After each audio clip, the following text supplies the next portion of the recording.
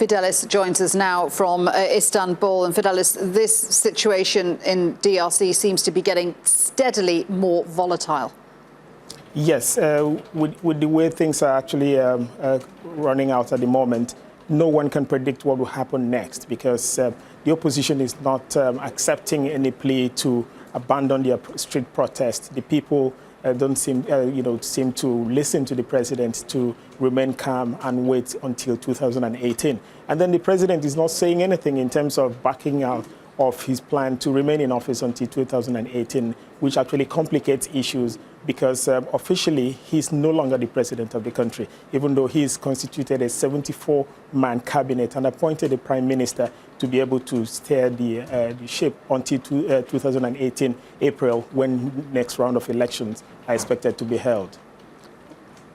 So this seems to be yet another case of a leader who doesn't want to give up power. But is President Kabila really prepared to plunge his country into civil war?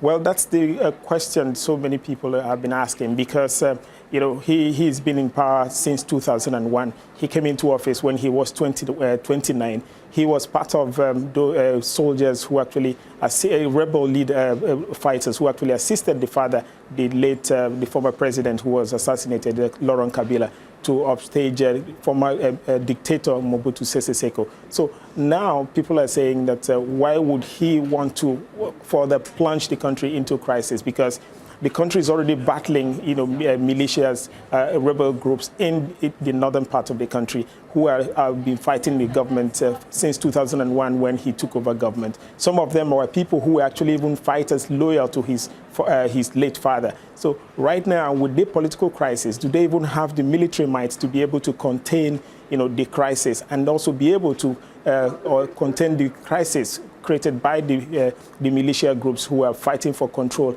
of areas that are rich in mineral resources?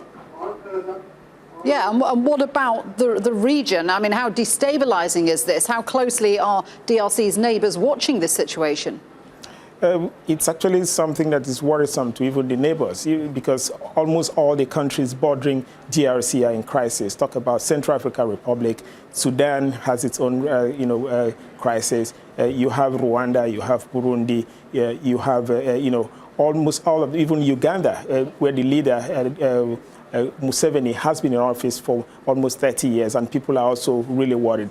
More than 1 million people fled civil war in DRC and are in neighboring countries. So any escalation of further crisis in DRC at the moment is going to further worsen the humanitarian problem around that region. So regional leaders are really worried, and they are trying to see if this can be resolved amicably, which is why Christian leaders have been trying to mediate.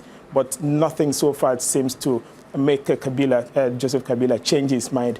Maybe with these sanctions coming from international bodies, he might maybe have to try to relinquish power, but I don't see that coming anytime soon. So there is international pressure being put on him, is there?